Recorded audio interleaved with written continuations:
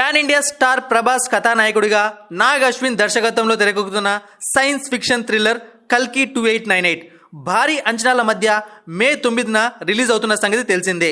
Pan ఇండియాని దాటి pan world నే షేక్ చేయడానికి రెడీ అవుతోంది.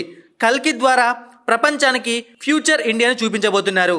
ఈ విషయాన్ని ముందే రివీల్ చేయడంతో ప్రపంచ దేశాల్లో ఇండియా ఎలా ఉండబోతోంది, నాగ్ అశ్విన్ ఏం చెప్పబోతున్నాడు అన్న ఉత్సాహం రెట్టింపు అయిపోతోంది.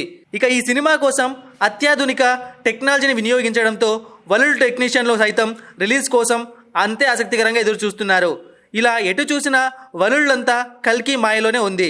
ఈ ప్రచారం ఇండియా వరకు బాగుంది, కానీ విదేశాల్లో సన్నివేశం అందుకు భిన్నంగా కనిపిస్తోంది.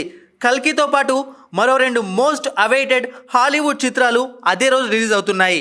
అవే పురీసో ఏ మ్యాడ్ మ్యాక్స్ సాగా మరియు Kingdom of the planet of the apps.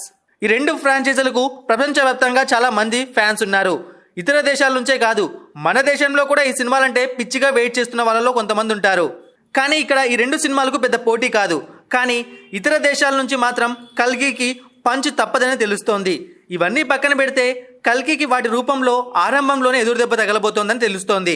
థియేటర్ల సర్దుబాటు దగ్గరే కల్కిపై పంచు పడుతున్నట్లు కనిపిస్తోంది. ముఖ్యంగా అమెరికాలో బిగ్ అండ్ ఐమాక్స్ ఫార్మాట్లో రిలీజ్ కల్కికి ఆటంకాలు మారుతున్నాయి.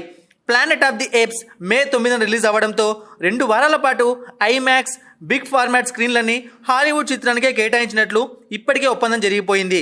కేవలం కల్కి ప్రీమియర్ షోకి మాత్రమే అమెరికా బిగ్ స్క్రీన్స్ దొరికాయి. అది ఒక రోజు ముందు కావడంతో సాధ్యమైంది. దీంతో ప్రధాన థియేటర్లు అన్ని హాలీవుడ్ చిత్రానికి వెళ్ళిపోవడంతో కల్కికి అక్కడ షాక్ తగిలినట్లు అనిపిస్తోంది. సైన్స్ ఫిక్షన్ థ్రిల్లర్ని కేవలం బిగ్ స్క్రీన్లో చూస్తేనే ఆ మజా దొరుకుతుంది. అది సినిమా రెవెన్యూకి ఎంతో లాభదాయకంగా ఉంటుంది. ఏ సినిమాకైనా మౌత్ టాక్ కీలకం కాబట్టి తొలి వారం వసూళ్లే కీలకం. వీలైనన్ని ఎక్కువ స్క్రీన్లలో వదులుతారు. కానీ విదేశీ మార్కెట్లో కల్కికి ఆ ఛాన్స్ కనిపించడం లేదు.